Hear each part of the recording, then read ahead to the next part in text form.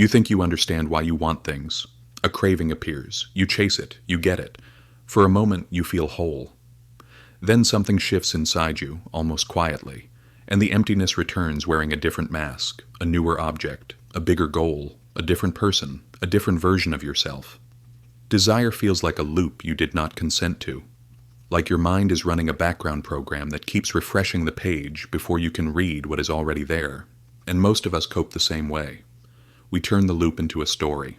We tell ourselves we want the promotion because we value growth. We want the relationship because we value love. We want the new phone because it will make life easier. We want the perfect body because health matters. We want the recognition because we worked hard. Sometimes those stories are true, but often the story is not the engine. It is the wrapper. The engine is older, colder, more mechanical. Because the disturbing part is not that you want things. The disturbing part is that wanting does not end, even when you get what you wanted. You can be surrounded by comfort and still feel hunger. You can be safe and still scan for threats. You can be loved and still reach for more proof. You can win and still feel behind. So we ask the question that feels like a doorway, why? But here is the problem with why.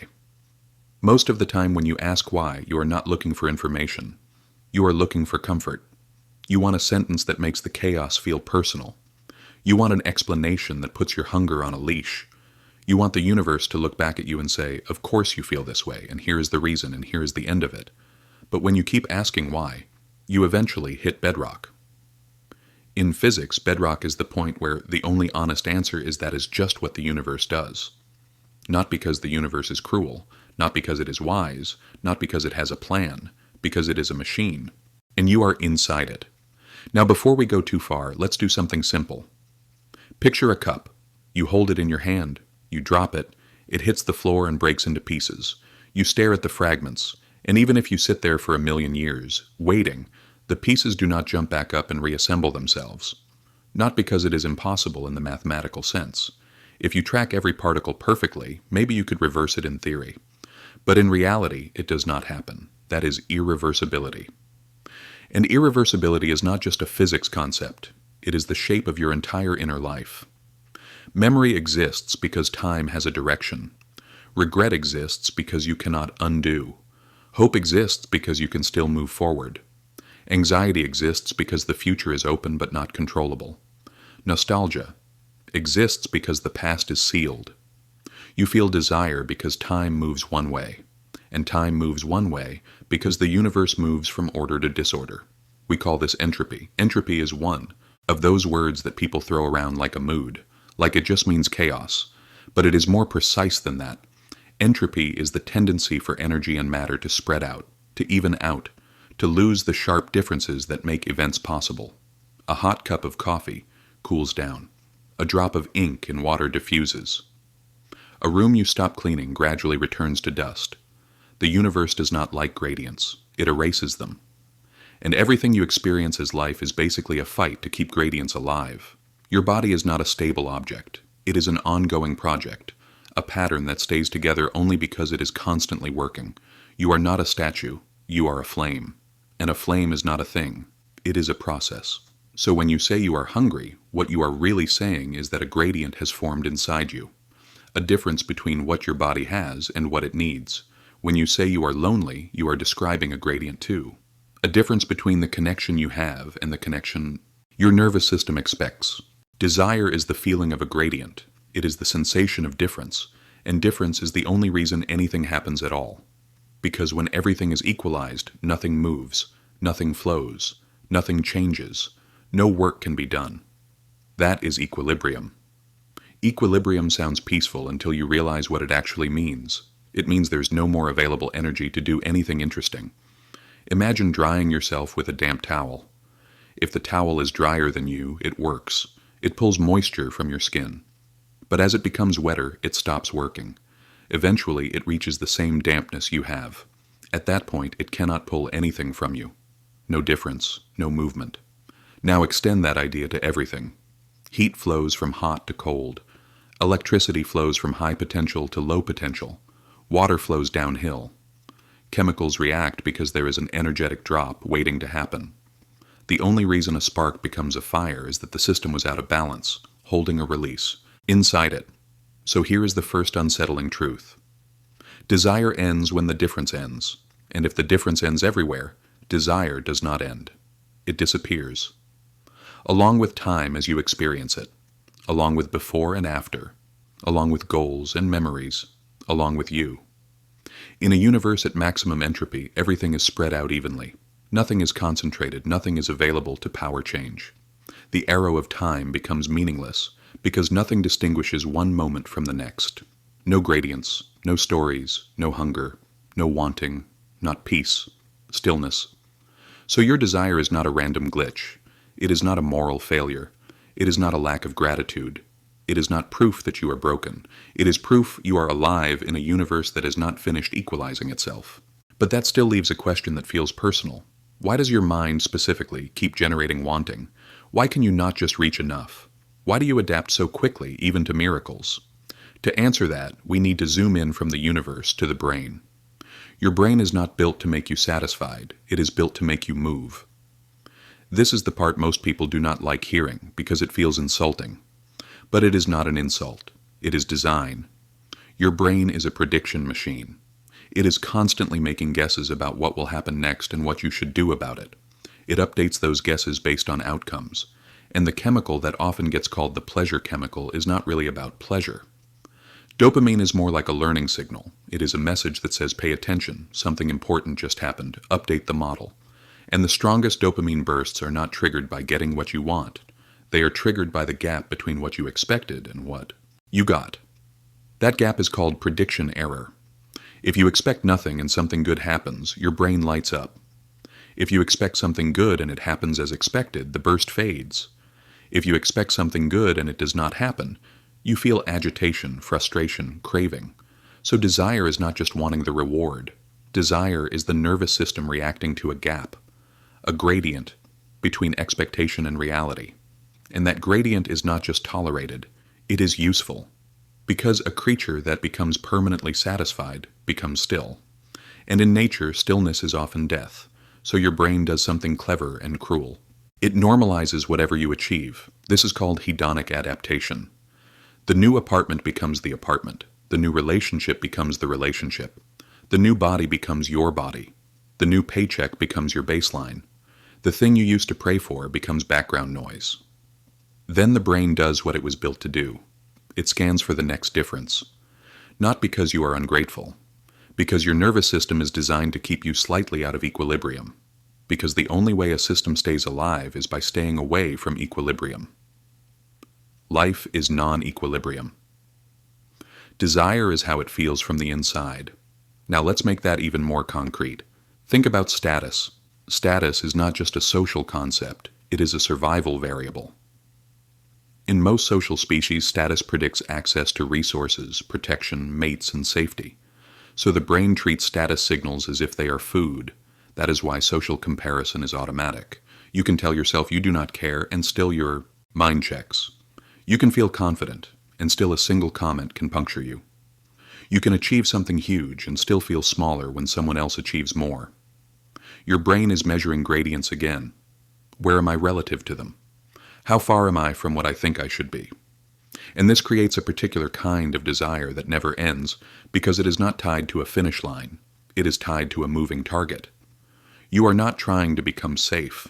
You are trying to become safer than uncertain. You are not trying to become worthy. You are trying to become less vulnerable to rejection.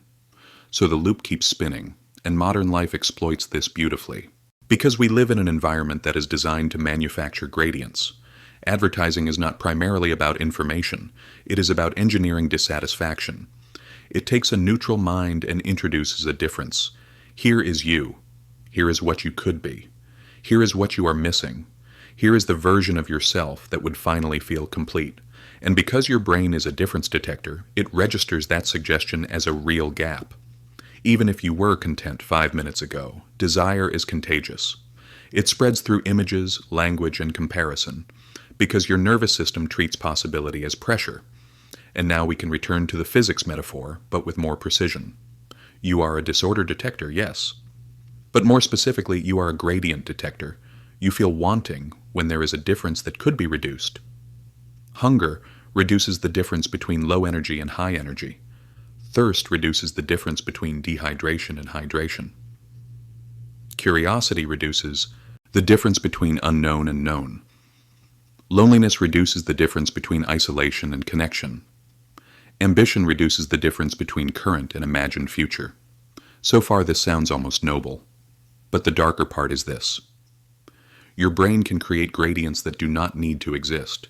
It can imagine futures and then treat the distance to those futures as pain. It can replay past mistakes and treat the distance to an impossible undo as torment. It can fabricate scenarios and then react as if they are real. And because time is irreversible, because the cup does not reassemble, the mind often tries to solve irreversibility with desire. If I become different enough, maybe I will not have to feel what happened. If I achieve enough, maybe the past will stop echoing. If I control enough, maybe uncertainty will stop being terrifying. Desire becomes a strategy for escaping the one-wayness of reality. Now we need to talk about attraction.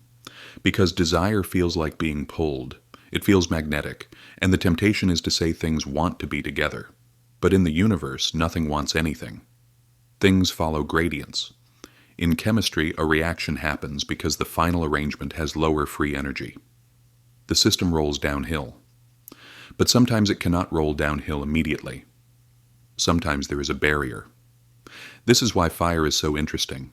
Carbon in wood and oxygen in air have an energetic drop waiting. If they combine, energy is released as heat and light. But under normal conditions, they can sit near each other for years without reacting. Because there is an activation barrier. A hill they must climb before they can fall into the valley. That is why you need a spark. The match provides enough energy for molecules to start colliding in the right way. Once the barrier is crossed, the reaction becomes self-sustaining. The fire feeds itself. The universe is full of these metastable states. Systems that are ready to release energy, but stuck behind a barrier, and you are one of them. You are a slow fire. You are a controlled combustion process. You take oxygen and carbon and convert them into usable energy, and you do it in tiny steps regulated by enzymes so you do not explode. Your metabolism is the domestication of a flame, and that is why desire feels urgent, because life requires constant energy flow to prevent collapse into equilibrium. Your body is holding itself together against entropy, and it does this by exporting disorder outward. Heat leaves you. Waste leaves you. Carbon dioxide leaves you. You maintain a pocket of order by pushing chaos away. That is what living systems do. They create local order by increasing global disorder. And from the inside, the subjective experience of maintaining that pocket often looks like wanting. Eat, sleep, move, connect, build, protect, prove, repair, repeat. So when you ask why the snapping never stops, why the chasing never ends, one answer is brutal. Because stopping means equilibrium. And equilibrium means death. But that is not the whole story, because you are not only a biological system, you are also a psychological one. You do not just maintain your body, you maintain a self. And the self has its own gradients. There is the self you are, and the self you think you should be. There is the life you have and the life you imagine you were meant for. There is your private experience and the person other people think you are. These differences create a second kind of metabolism, an identity metabolism. You consume symbols to maintain a story about who you are. Achievements, compliments, possessions, followers, moral purity, being right, being chosen, being needed, being admired, being seen as good.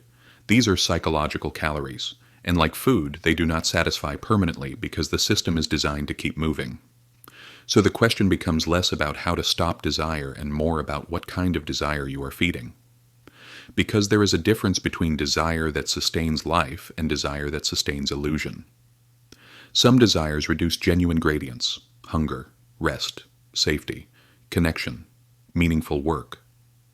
Other desires create endless gradients by promising an impossible equilibrium: the desire to feel permanently secure, the desire to never be rejected, the desire to be so impressive that you never doubt yourself again, the desire to finally once and for all be enough. Those desires are traps because they are trying to reverse irreversibility. They are trying to turn time into a circle. They are trying to rebuild the cup, and the cup does not rebuild, so the loop continues. Now let's go even deeper because there is another reason desire can feel infinite. Your brain does not reward outcomes as much as it rewards movement toward outcomes. This is why anticipation can be more intense than possession. The planning, the fantasizing, the pursuit, the chasing, the almost there. Once the thing is obtained, the signal collapses. The gradient is reduced. The system quiets down. And the brain begins looking for the next gradient because the quiet can feel like emptiness. This is why some people feel depressed right after achieving a major goal. Not because the goal was meaningless, but because the pursuit was doing psychological work. It was providing structure, direction, identity, a reason to wake up.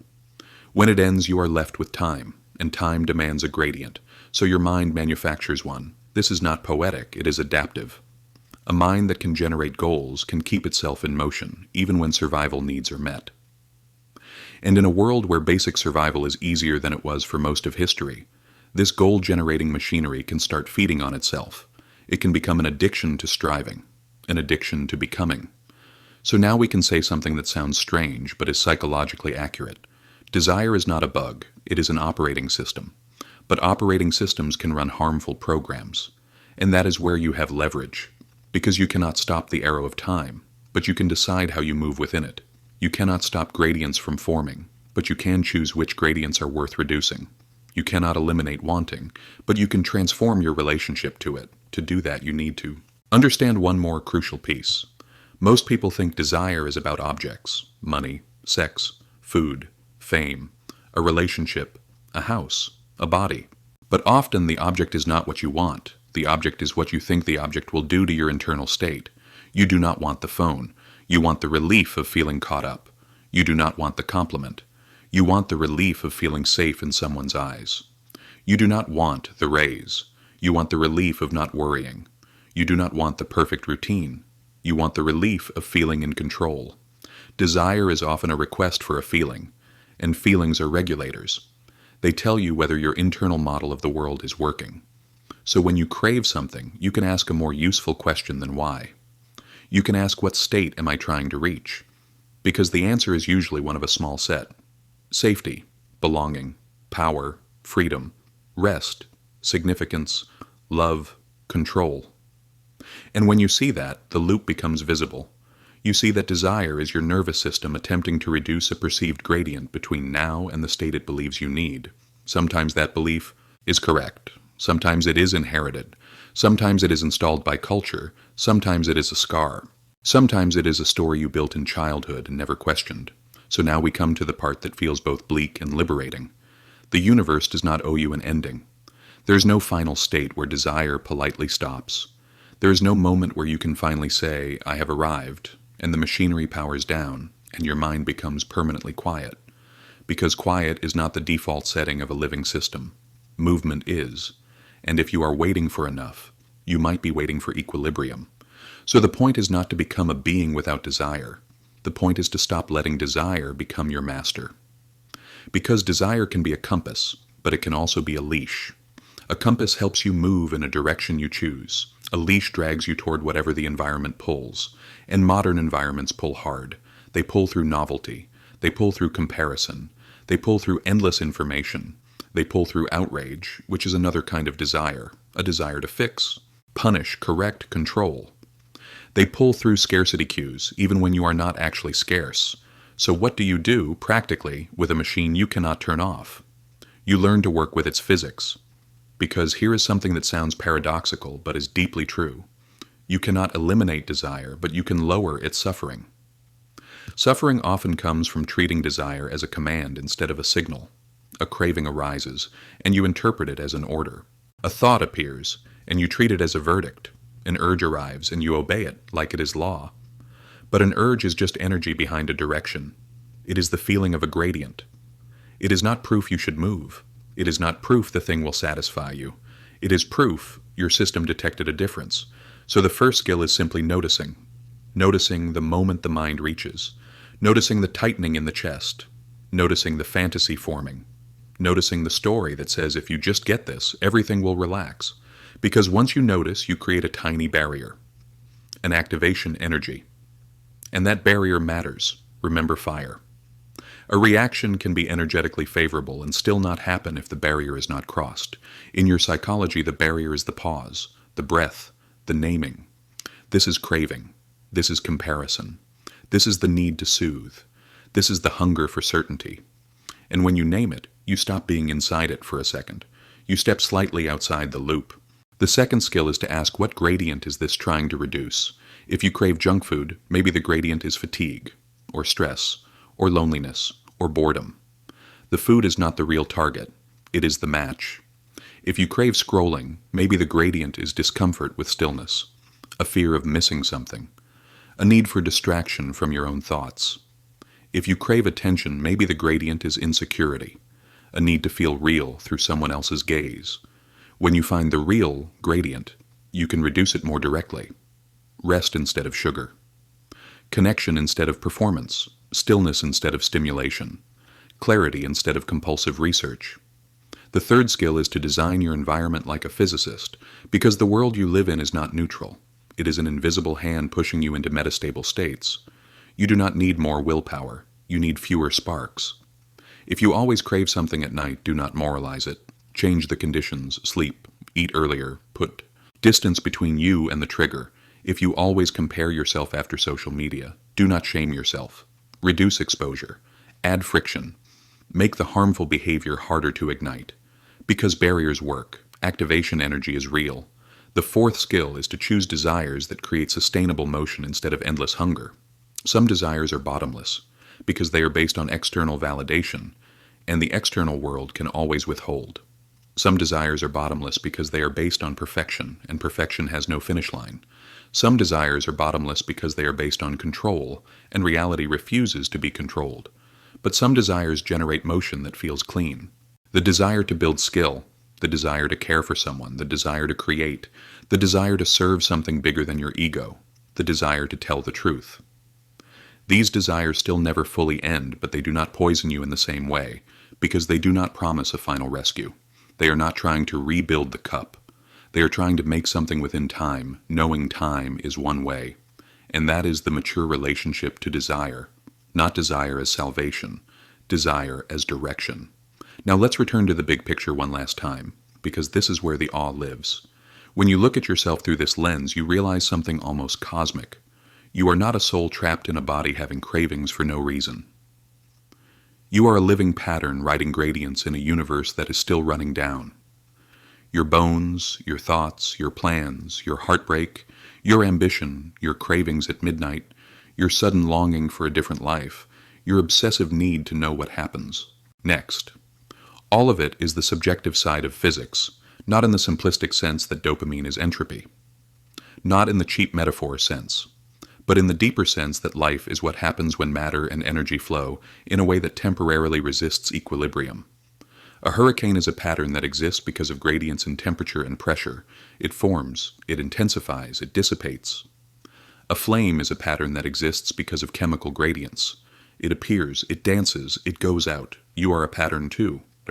A pattern made of meat and electricity, organized for a while, burning slowly, exporting disorder, maintaining structure. And your desire is the sensation of that maintenance. It is the feeling of being alive in a universe that is not finished. So maybe the question is not why desire never ends. Maybe the real question is what happens when you stop demanding that it should. Because the moment you stop treating desire as a problem to solve, it becomes something else. It becomes information. It becomes energy. It becomes a signal you can interpret instead of a force you must obey, and you can hold it the way you hold a wave, not trying to freeze it, not trying to drown in it, just letting it move through you, noticing its shape, choosing what you do next. The universe keeps shuffling the deck. You cannot stop that, but you can stop confusing the shuffle with a personal failure. You can stop chasing equilibrium like it is enlightenment, and you can start living like a wise system does, not by eliminating gradients, but by choosing the ones that matter. Because the most mind-bending truth is this: your endless wanting is not proof you are broken. It is proof reality has direction. It is proof time is moving. It is proof you are still here. And if you can see it clearly, if you can feel desire without being owned by it, then the loop does not disappear, but it loosens. And in that loosened space, something rare becomes possible. Not permanent satisfaction, something better. Freedom of direction,